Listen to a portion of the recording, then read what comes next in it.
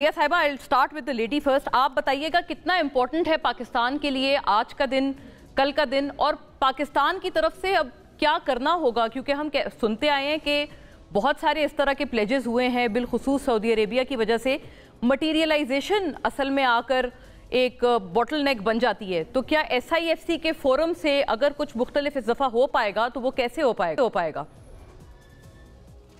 पहले तो मैं ये कहूँगी कि पाकिस्तान की दो स्ट्रेटेजिक रिलेशनशिप्स हैं, एक है चीन के साथ और एक है सऊदी अरेबिया के साथ। दोनों जो हैं लॉन्ग स्टैंडिंग रिलेशनशिप्स हैं।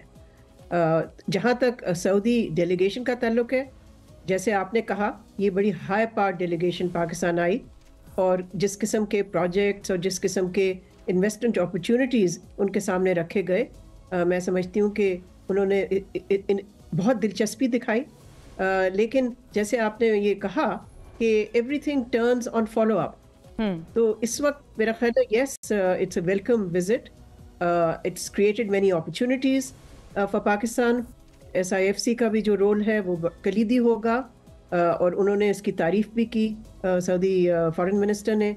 लेकिन हर चीज़ अब इस पे मबनी होगी कि इसका फॉलो अप कैसे होता है, इसलिए कि अमूमन होता ये है कि विजिट्स हो जाते हैं, इस तरह की डेलीगेशंस आ जाती हैं, पाकिस्तान की भी चली जाती है मुख्तलिफ मुल्कों में, लेकिन हम वहाँ पर थोड़े से कमज़ोर पड़ जाते हैं, जिसको फॉलो अप कहते हैं।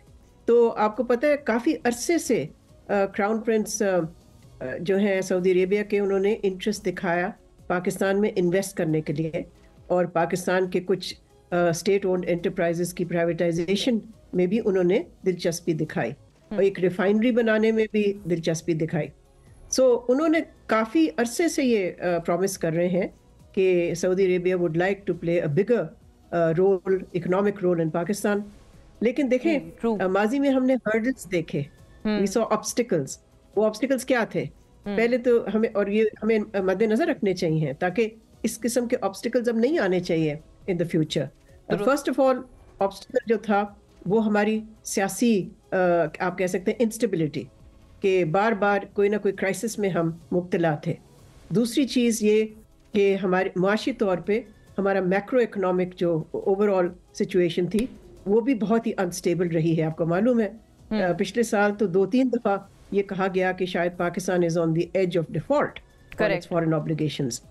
तो ये ज़रूरी है कि अब मुस्तकबिल में जैसे हम फॉलो अप करेंगे इन इम्पॉर्टेंट इश्यूज़ पे और इम्पॉर्टेंट कमिटमेंट्स जो दी हैं सऊदीज़ ने, तो इसमें इस तरह के ऑब्स्टिकल्स नहीं आने चाहिए।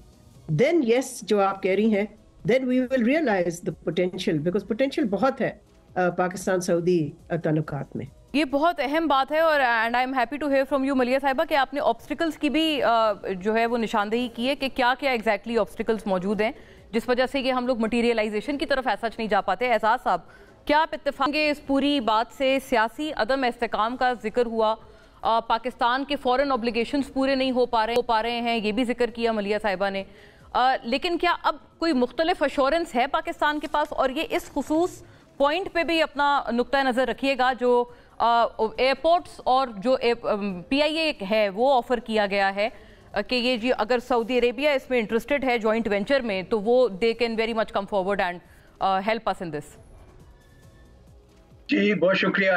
मेरा भी यही ख्याल है जो डॉक्टर साहिबा ने फरमाया।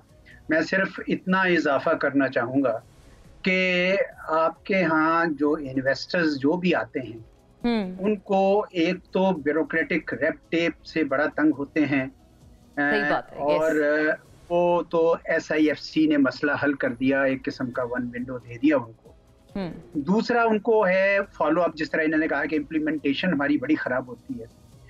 और तीसरी जो एक बहुत ही अहम चीज़ है वो है लॉ एंड ऑर्डर। देखिए, जहां आपके कोई विलिंग इन्वेस्टर्स भी होते हैं, जिस तरह चाइना की तरफ से आपके यहाँ बड़ी इन्वेस्टमेंट्स भी आई, लीडरशिप भी चाहती थी, लेकिन जो मुल्क के अंदर कोई ऐसी ताकतें थी जो चाइनीज़ नेशनल्स भी अटैक करती थी, तो वो तो चले करेंगी, जो बाहर से ताकतें करेंगी, पाकिस्तान की अपनी जिम्मेदारी है कि वो ना होने। इसलिए मैं समझता हूँ कि अपॉर्चुनिटी तो बहुत ज़बरदस्त है, लेकिन फॉलो अप भी बड़ा इम्पोर्टेंट है और SIFC उसको शायद हल कर देगी, लेकिन लॉ एंड ऑर्डर भी मेरे ख्याल में बहुत इंपॉर्टेंट है। हमें writ of the state at the end of the day कायम करनी होगी। अगर हम नहीं करेंगे तो याद रखें पाकिस्तान के डिट्रैक्टर्स बहुत सारे हैं जो ये नहीं चाहते हैं कि पाकिस्तान स्टेबल हो, और उनके लिए बड़े मौके हैं इस किस्म के।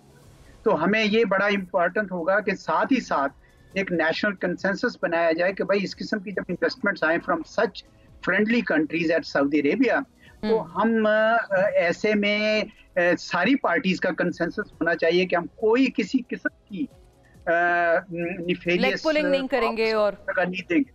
हाँ। तो आप कह रही हैं कि जो PIA और एयरपोर्ट्स, देखिए किसी न किसी ने तो उनसे हमारी इस्लाह की तरफ मदद तो करनी है, क्योंकि कितने अरसे से पाकिस्तान का जो ट्रेजर है वो PIA को सिर्फ सस्टेन करने लगा हुआ है, और हर बार जब भी कोई एक हुकूमत बनती है और वो ये काम करना चाहती है तो जो अपोजिशन है वो इसको रोक देती है। कुछ पार्टीज ने इसके अंदर इतनी ज्यादा भर्तियां कर रखी हैं, उनका ख्याल था कि ये भर्तियों के लिए बड़े जबरदस्त इदारे हैं, लेकिन अब उनको भी एहसास होना चाहिए कि पाकिस्तान किस कदर अपना खजाना इनके ऊपर लुटा चुका है और उसका ये फायदा नहीं हो रहा। तो अगर कोई फॉरेन इन्वेस्टर्स आते हैं, मेरी सिर्फ एक तजवीज़ होगी इस सिलसिले में कि हम जो भी पावर शेयरिंग करें, इन्वेस्टमेंट कंट्रोल करें, मुकम्मल तौर पर फॉरेनर्स को नहीं देना चाहिए। देखिए अब हम गल्फ में जब जाते थे